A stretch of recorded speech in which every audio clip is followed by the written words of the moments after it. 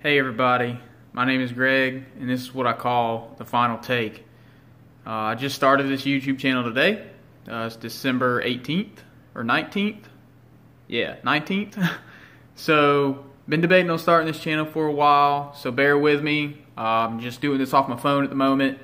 My laptop is, the camera's not as good as the phone, so I'll figure that situation out. But, please like and subscribe. Any suggestions, ideas, stuff you'd like me to talk about, please, help me out, help me get started. I'm going to do my best to give my best opinion on some things, try to give some unbiased opinions and some facts, of course, very fact-based, very statistic-based in what I want to do. So, again, please like and subscribe, and any suggestions, please comment below or message me if you can. But today I want to start off by talking about the ensuing playoff games. Specifically, I'm going to start off with Notre Dame and Clemson. Now, I am going to let it be known, I am a diehard Clemson Tiger. And I do have Clemson beating Notre Dame by 2 touchdowns, maybe more, depending on how the game goes. And I'm not discrediting Notre Dame at all. Notre Dame is a good football team. Obviously, they're in the playoff. But, a lot of people have been saying that Clemson hasn't been tested and doesn't, has a weak secondary and stuff like that. Well, yeah, Clemson's secondary has been exposed in a couple games. A lot of people like to point out the Texas A&M game, where Clemson was up a good bit and Texas A&M rallied and made it a football game. They did a good job. But if you watch that game, I wouldn't necessarily say that Clemson's secondary got exposed.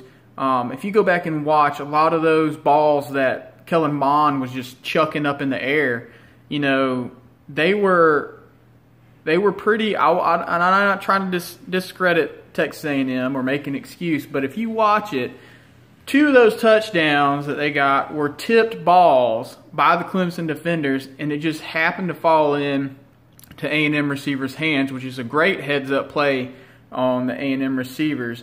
But there were 2, maybe 3 touchdowns that, Kellen Mond just chucked up, and yeah, his boys won it, but, how often can you really do that? How often can that really happen?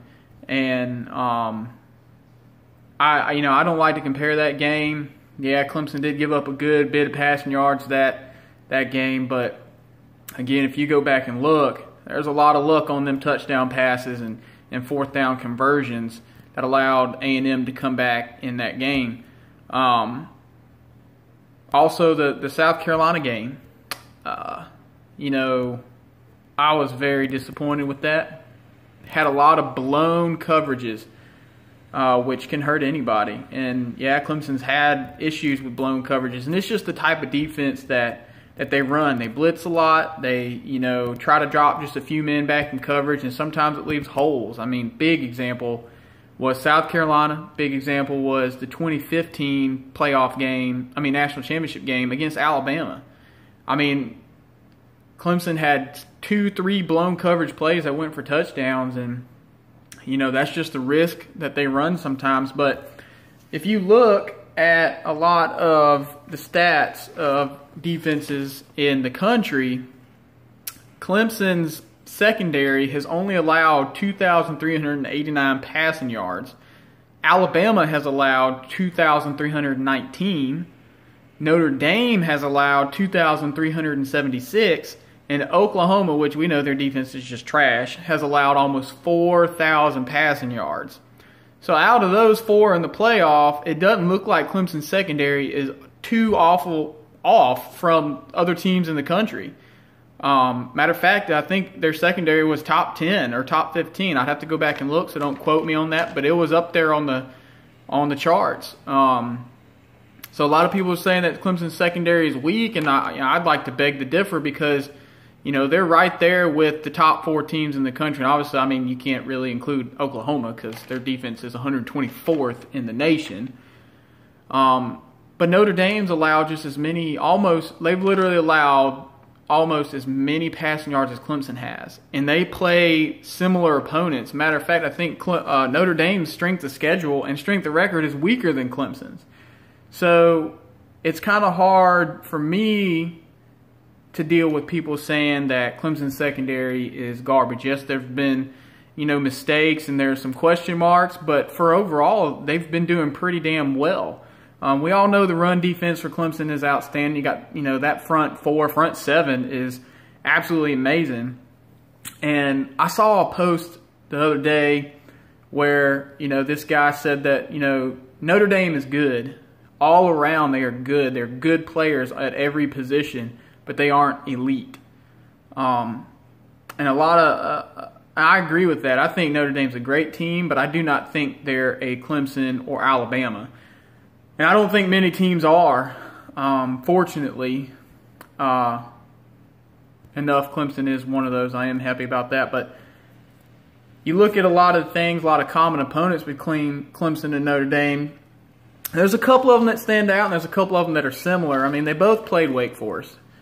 Clemson beat them 63-3, and Notre Dame beat them 56-27.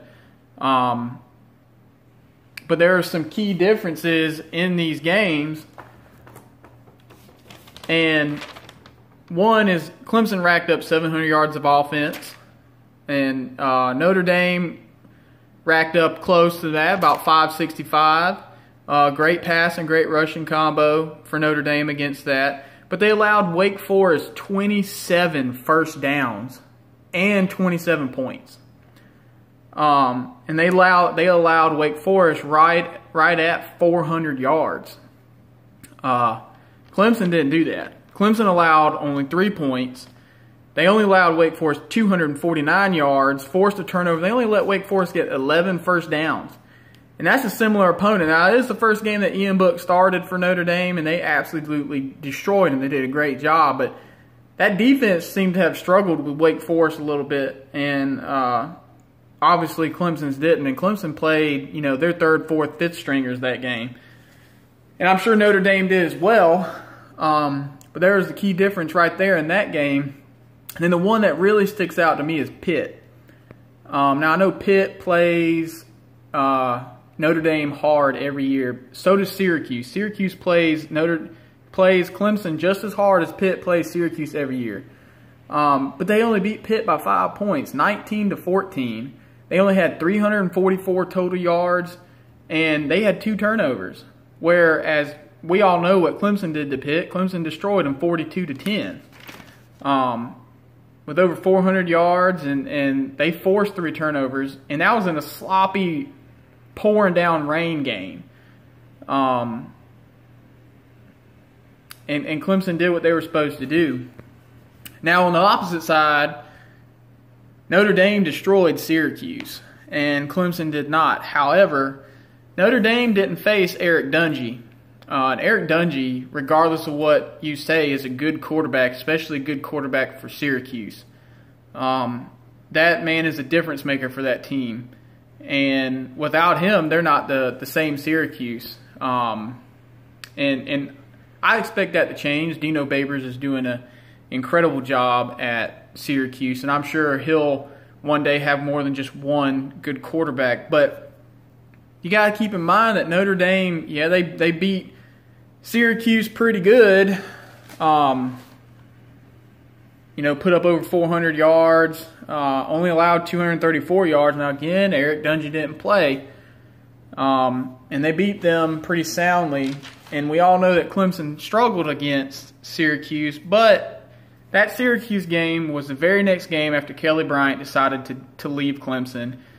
That was Trevor Lawrence's first, okay, look, this is your game. And then he gets hurt in the first quarter. So we have our third string quarterback that had played only 9 snaps total. And he comes back and wins that game. And he faced Eric Dungey. Clemson played against Eric Dungey in Syracuse's best. And Clemson still put up almost 500 yards of offense. 28 first downs. Played with third string quarterback Chase Bryce. and still won that game. Yes, it was close, but as you can see, Syracuse turned out to be a pretty decent team this year. And then I think we only allowed, 311 yards or something like that against, I think that's all Syracuse put up against Clemson. So, I mean, for a third-string quarterback to come in and win a game like that, I think that is outstanding. I think if Trevor Lawrence would have faced the Syracuse that Notre Dame played, then Clemson probably would have destroyed Syracuse just like Notre Dame did. I think there is, a little bit of difference. Notre Dame, like I said, is good. I think Clemson is still that elite. Notre Dame is only 33rd in offense, 19th in defense, 26th in first downs, 34th in passing, and 52nd in rushing, even with the high regards of Dexter Williams. But if you look at Clemson's stats, Clemson's 4th in offense, 9th in defense, 13th in first downs, 21st in passing, and 7th in rushing. So I think there is a different, I think Clemson still is on that different level. Not saying Notre Dame doesn't deserve to be there. Not saying it won't be a good game. Notre Dame might come out ready. And it might be close. You never know. Anybody can lose on any given day. However, I just do not think Notre Dame is ready for any of the teams in the top 4. I do think they're top 10. I think even Ohio State would probably put it to Notre Dame, just in my opinion. So I have Clemson winning by at least 2 touchdowns or more against Notre Dame. And it might be close up until the 4th quarter, but I think with the way that Etienne plays and Lawrence plays and that defense wears people down, and not only the defense, but Clemson's offensive line is outstanding this year, which last year they were not. And this year, that offensive line is a difference maker. So I think come 3rd, 4th quarter, Clemson will wear down Notre Dame and pull away. And that is just my prediction. That is just my final take on the Clemson-Notre Dame matchup. I will be posting Oklahoma-Alabama matchup here in a little while. So please comment, like, subscribe, and let me know what y'all think. And again, any suggestions, things y'all like to hear, talk about, please critique me. Don't be an asshole about it, but please critique me and let me know what y'all think. Thank you.